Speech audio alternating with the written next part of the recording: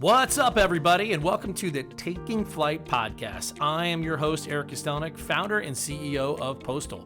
In this podcast, I'll be interviewing go-to-market leaders and founders who share how they've grown their careers, how they approach new roles, and experiments and creative tests they've run to help their businesses take flight. As we chat, for every question, they'll be tasting items from a featured flight that's sponsored by a vendor from the Postal Marketplace.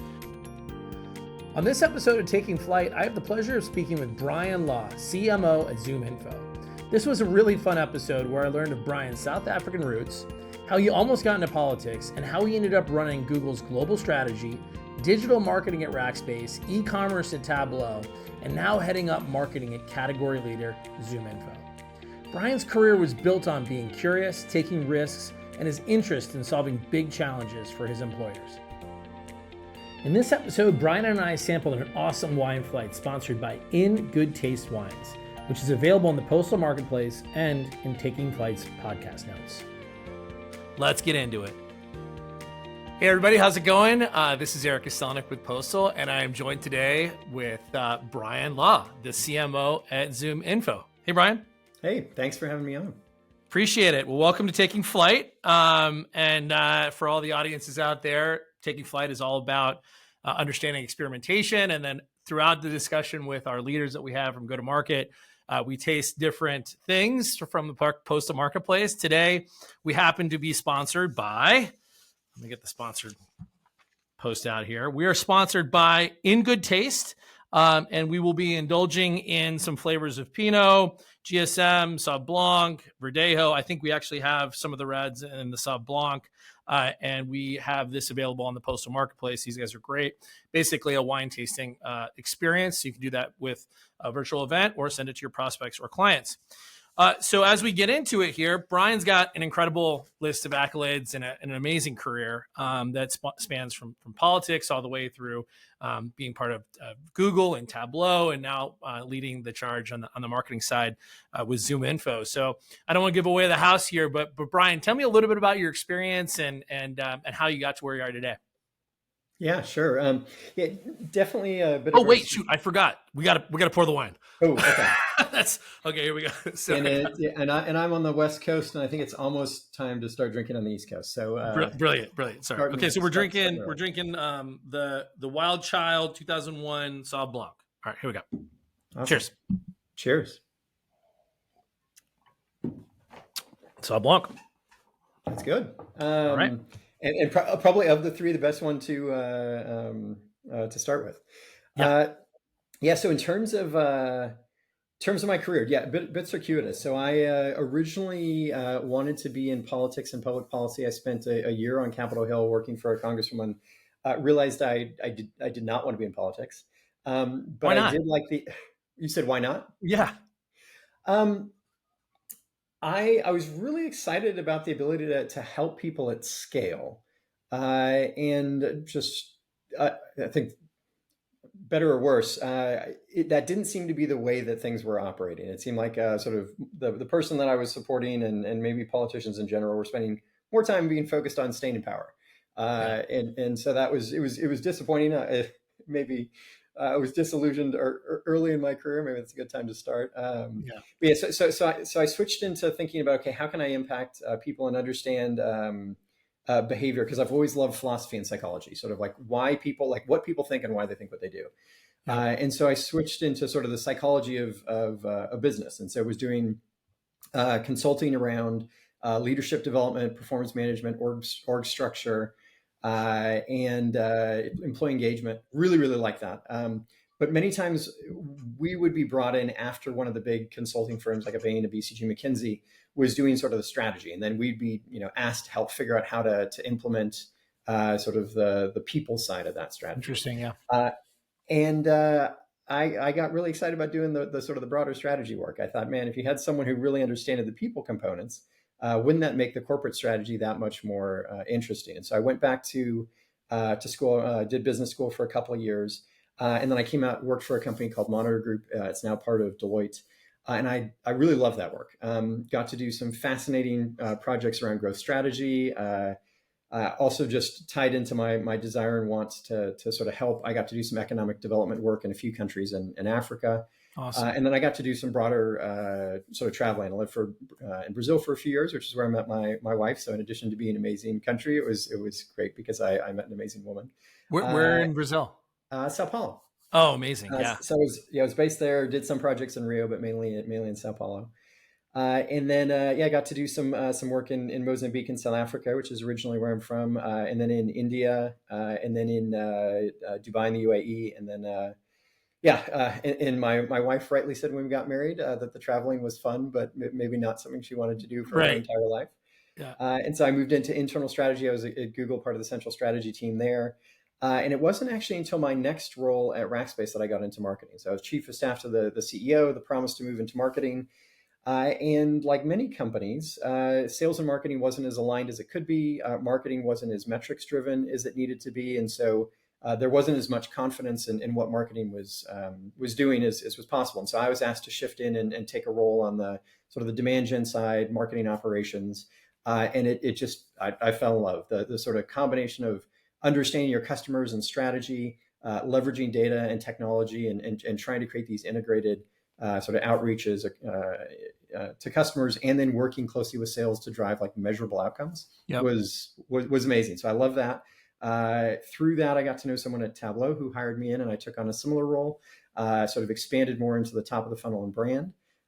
Built out e-commerce there, which was also great. And then Yep. we were acquired by Salesforce, which amazing company. But as is normally the case when you move into a bigger company, you normally look at a slightly more defined role. And I was really excited about taking on a CMO opportunity.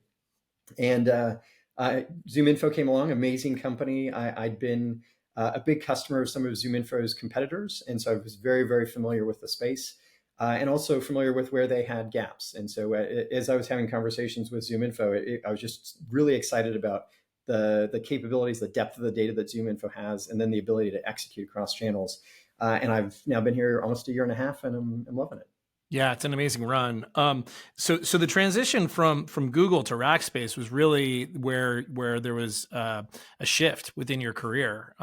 So when you made that decision to go from one of the key strategists at Google, and then move into a role to where now you're part of the go-to-market side of things, at what phase was that in Rackspace's development and growth, and then tell me a little bit more about your decision, because I think a lot of the listeners try to think around, hey, at what point should I try something else, right? This is almost an experimentation of your career to say, I'm not quite satisfied with where I'm at. I'm going to try this different thing. Tell me a little bit more about that. Yeah, and I've definitely done a number of those pivots in my career. So there were a couple of things. One, I mean, I still enjoy the strategy side of my work and try and do as much of that as I can. But it can be challenging at times whether you're a consultant or you're part of the internal strategy team, you come up with these ideas and they may not actually go anywhere. They may not get the legs. And so that was always sort of a pain point for me. If you put so much time and effort and debate Analysis into those outcomes, yeah, and then something may not happen. And so I was looking for a chance to shift out of a strategy role. And it was actually one of my business school colleagues had taken that same sort of chief of staff role before me and was rolling out into the business.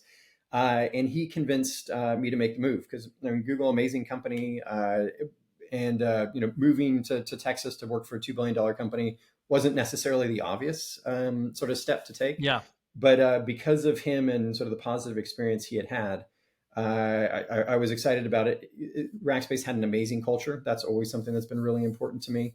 Yep. And I didn't know what the outcome was going to be. So I wouldn't have guessed that I would have moved into marketing. In fact, when the CEO first said he wanted me to move into marketing, I said, I appreciate that, but that's not what I want to do. Right. And he, convinced me that it was a worthwhile experiment. And I mean, he was right. He could see my passions better than I could. It's interesting when you come from such a thinker role, there's the thinkers and the doers out there. And it's really interesting to when someone is a thinker and they move into a doer role, because when you have that ability to strategize, especially on a grandiose scale with a company like Google or, Tableau, and then you kind of move into this more of the doer side of things, of actually being able to implement the things that you think about. There's a certain amount of a vibe you get from that, right? Like it's like, oh, I'm actually able to implement what I think about now instead of relying on others to implement the things that I'm doing. Did you find the same thing? Yeah, so I definitely love the tangible nature of now being sort of in marketing and be able to get stuff done. I definitely still really enjoy I love reading books, whether it's on marketing or neuroscience Yeah, or just behavior. I tend to get a lot of my inspiration from those, and so I love doing that. And I'm sure you could ask some of my colleagues, and they say that I spend too much time thinking about stuff.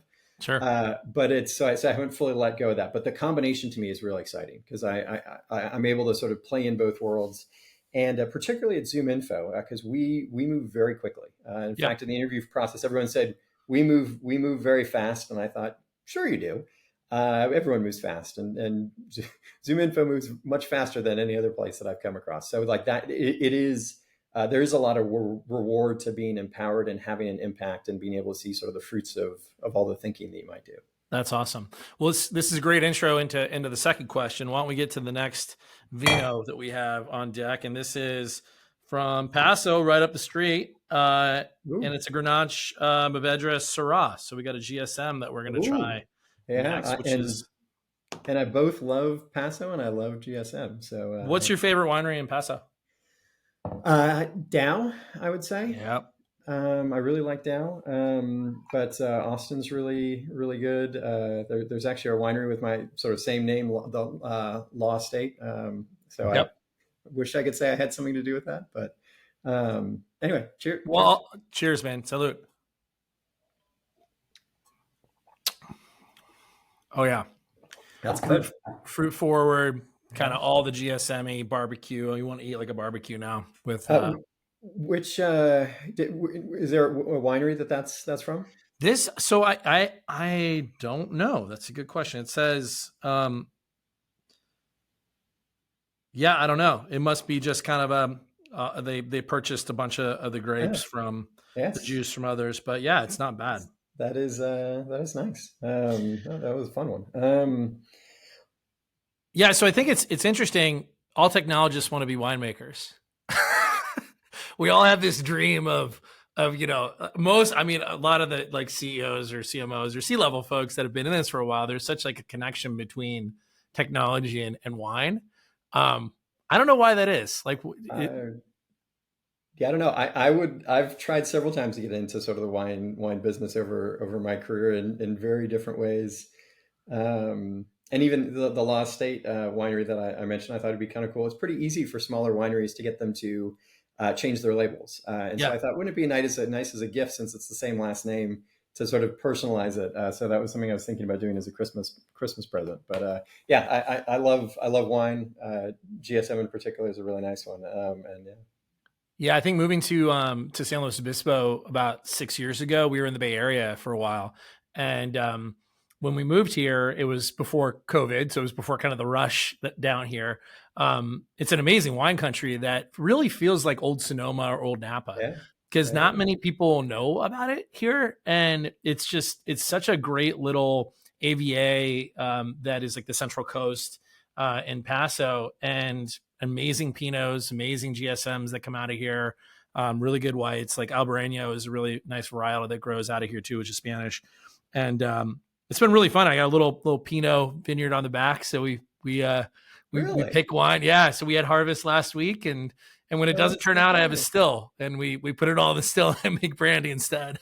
Wow, I wasn't expecting to come into this conversation learning about that part of you, Erik. That's man. Awesome to hear. Well, it's fun.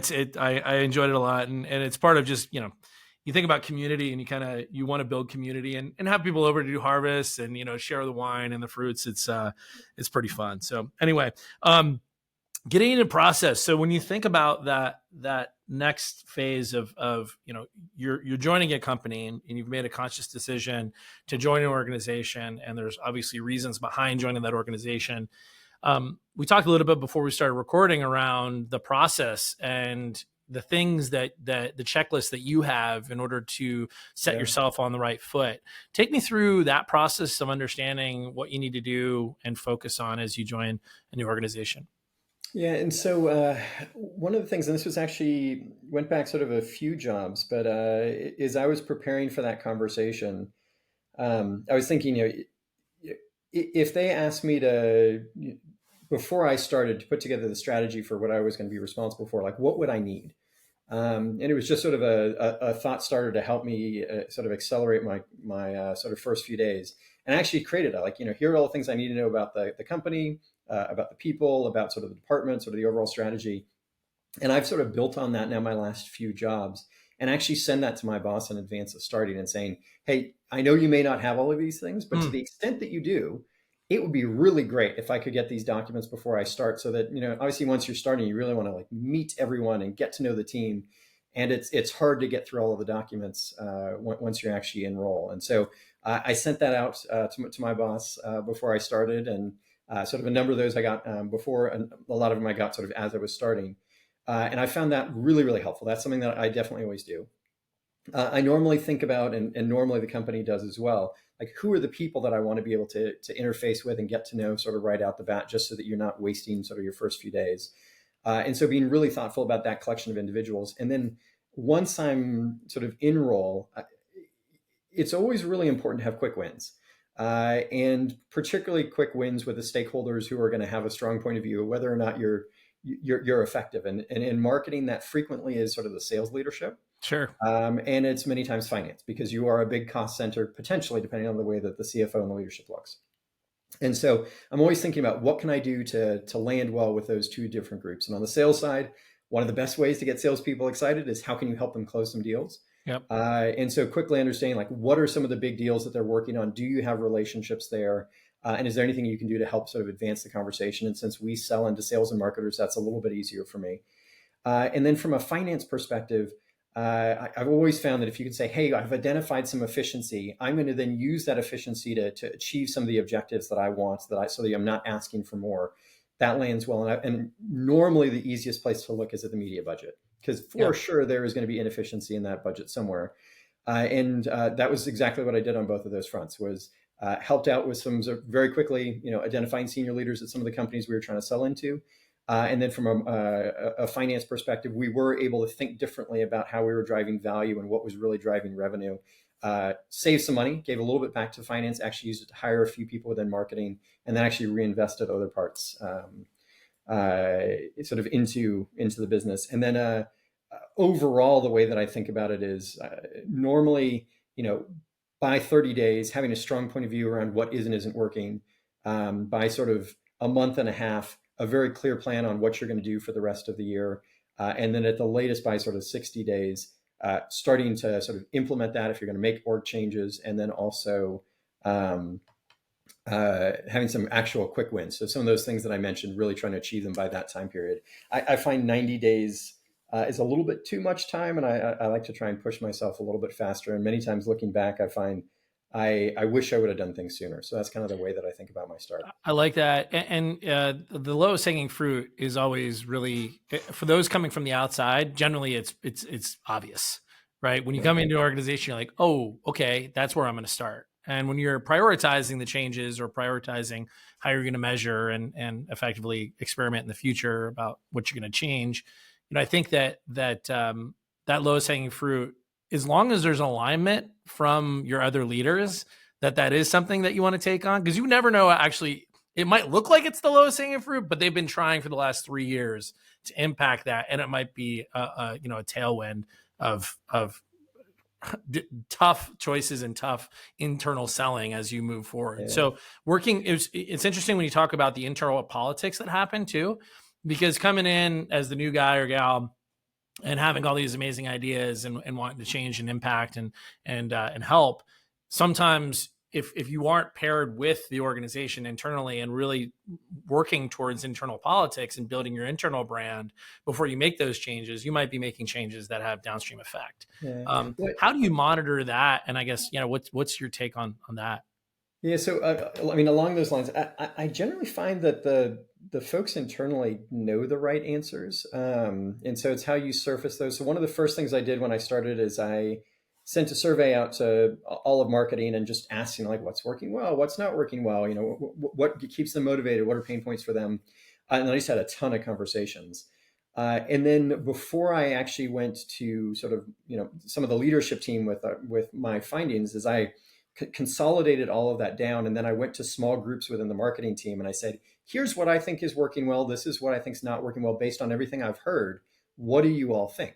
Mm. And I think, one, it was helpful because part of the feedback I got from the team was that leaders didn't always listen to them. And so they were like, wow, he's actually internalizing it. And then I did get some adjustments based on I potentially sort of misinternalized some of that information. And it really set me up well then to talk to some of the leadership, because I said, I've talked to marketing, I've talked to other stakeholders. This is what I have heard. And these are the things that I think we should prioritize. And so there was a strong level of confidence, but also buy-in, because I wasn't just coming in and saying, hey, I've done this before. Yeah. It actually was validated internally. And I think that is a big part of where you get the buy-in is, there may be 10 things that you think you should change, but if 6 or 7 of those also the team thinks you should change, why not start with those? Because then they're excited to see that you've heard their pain points and you're actually making progress. And then you can use some of the credibility that you get from that to try and make some of the other changes. So That was absolutely is something I hear constantly from other leaders, is that when they're coming in or when you're doing surveys about employees, those that are not believing that they're heard and have good ideas, it's obviously the biggest detractor for them to do great work, right? If they feel like no one's listening to them, it just further eliminates like their power and their passion around what they're doing. And so I think that's such an important piece to all of this, is that as leaders come in, it's not just guns a-blazing, right? It's how do you actually pick your people up, and how do you not take all the glory? How do you give the glory to your people? And when you're able to do that and really be able to say, hey, this wasn't my idea, this was your idea. You just didn't have the platform to implement this and execute it, and you should get the credit for this. I find that those are the best successes in any business. In that case.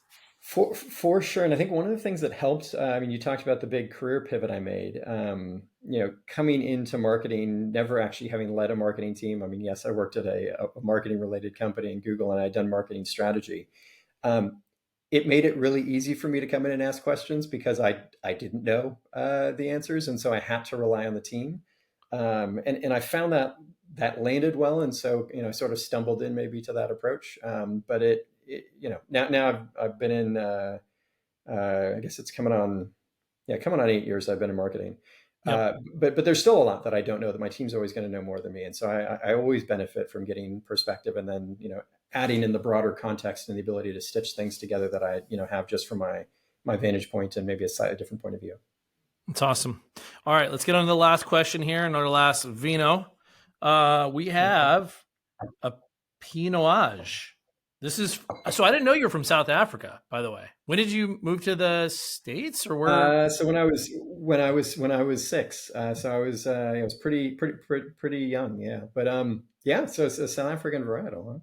So this is Pinot Noir. Is that the Pinot Noir of Cape of South Africa? Yeah, so I would normally say Pinotage, but yeah, it's a big South African. It's a big South African grape. So that and Mourvedre are two that you tend to get a lot of in South Africa. But all right, I'm excited about this. I have not tasted the Pinot of South Africa. Here we go. Salute. Yeah, here's to your birth country.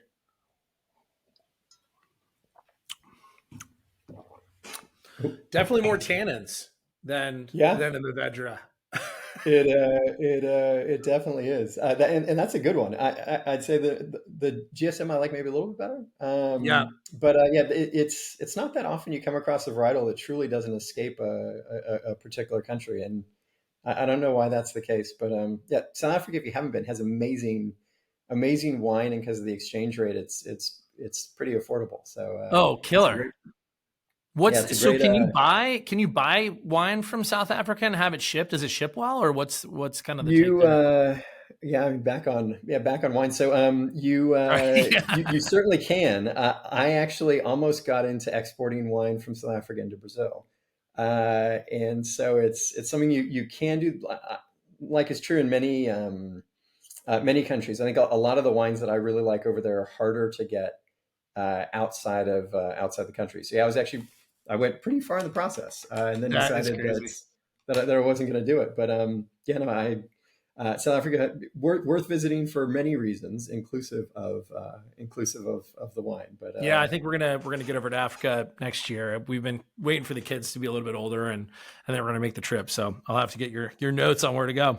yeah, we'll do. All right, so we're gonna our final question is experiments. So when we think about the process that we take of joining an organization, we start thinking about our first 90 days, the execution of the kind of lowest hanging fruit, building internal politics, building internal brand, pulling up our employees and sharing in the success. When we think about experiments and testing new things as you go through your journey in a company, let's say ZoomInfo, tell me about some of those bets that you've made within the actual role itself and what those have yielded, either successes or failures. Yeah, and so I mean, I would think about it in two ways. One, just like my career trajectory is full of a lot of those bets, and then Yeah. sort of within the role. So I'll do a couple examples on the career side and then move over. So we talked about sort of Rackspace. That was a pretty significant pivot going into marketing. Yep. But also when I was at Monitor, there was an opportunity for me to go down to Brazil, and certainly English is used in business very commonly, but Portuguese is the primary language. And so that in of itself was a risk. And in fact, after I decided to stay on after my first 2 months, I had to very quickly learn Portuguese. Wow. Because my first project started in English, but turned to a Portuguese-based project just as I was literally learning the language. So that was How long did that take to learn? Yeah, so I mean, I would say over the sort of 3 years that I was in Brazil and Mozambique, I mean, I got fluent to the point I was doing presentations in front of hundreds of people. Incredible. So like I became more capable for sure. Obviously, more I could have done. But I'd say maybe the biggest risk I took when I was based in Brazil was going to Mozambique, which is in and of itself a wonderful country, but I wouldn't say maybe the top place people would think, hey, I'm going to do consulting in a far-flung country. But it was there were a lot of things that were challenging about the assignment and the work that I was doing, but it meaningfully accelerated my career because I was sitting in with ministers of Mozambique and leaders of huge international. It was in the agricultural space. Yeah. Agricultural companies, and it was just a huge jumpstart. So I think I've always looked for what are the risks that I am willing to take that others are not willing to take that can help me move faster or try something different. And so I think that's I've sometimes made the right risks and sometimes haven't, but sort of looking at that and sort of using myself as sort of part of the test bed, I think has been particularly helpful. And I've always looked for ways that I can hopefully dip my toe in before getting locked in. So at Rackspace, we agreed on a couple of months I was going to do marketing, and then we'd align if that makes sense. When I first went to Brazil, it was going to be 2 months, and then I decided to stay more time. And same thing for Mozambique. Originally, it was a 1 month project, and so I've tried to use that as a way to minimize the risks, see if it works, and then push it forward.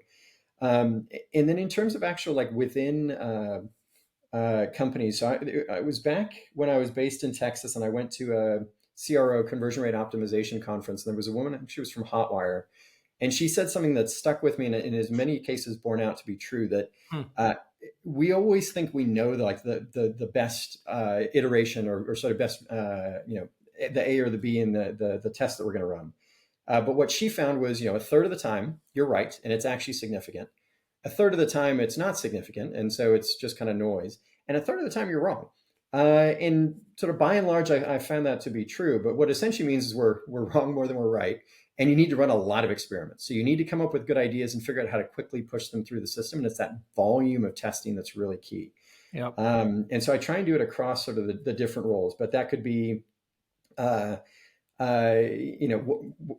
websites, like what's the best way to try and drive engagement. And I've made mistakes such as thinking that just because more people go through chat, that's the better way to drive people through. And actually it same set of people on your website, different outcome down funnel. So we got more people, but actually closed less deals. So that was something that actually had a pretty negative impact on our business, but we learned about it, and it made sure I learned from that. You need to have your down funnel systems always tied into your testing.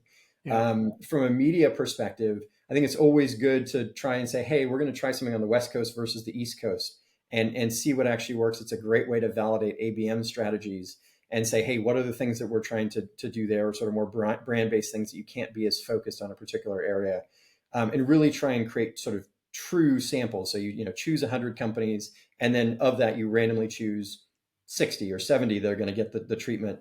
And we've found, being able to do that you can see that, in fact, certain types of outreach, like direct mail, are really, really helpful in pushing things through the funnel. Yep. And that was something that we tested recently, where we were looking at, a certain type of company size, a certain type of deal, and what combination of channels worked the best. And direct mail, interestingly, was the most effective in combination with others, but it's a really important one for folks to consider. So try to do it and could sort of go through sort of on sort of brand ideas and how we sort of push those out and sort of see what's landed or not. But try to think about, it's more like, where can't you test? And that should be a very sort of small set of areas, but it should be forefront for all of us. Really interesting. When you think about the people involved in helping you testing this theory, do you have a tiger team, or are you putting this responsibility over your existing employees, and do you have employees dedicated to experimentation?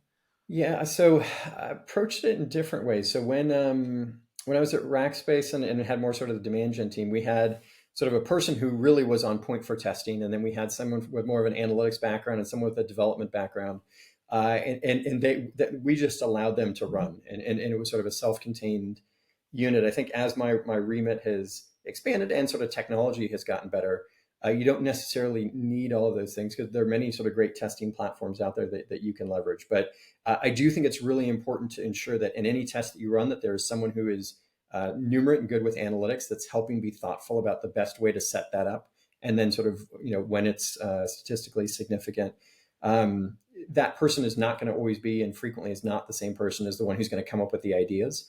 And I'm also a big believer in where you can, trying to leverage sort of third-party expertise in coming up with testing ideas. So whether it's used in Telemize as an example in the past, and we would constantly be picking their brain, like, what are other tests that companies are running that work well that we could try, whether it's website or e-commerce related.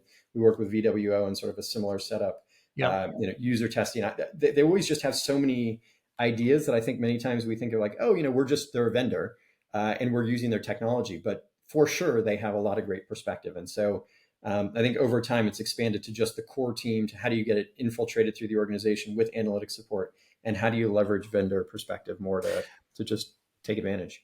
That's a really good point with the vendors. I'm not sure that companies take as much advantage of their vendor information as they should, right? I mean, when you think about, like, I always, when I'm bringing on a new vendor, I want to know how they use their software.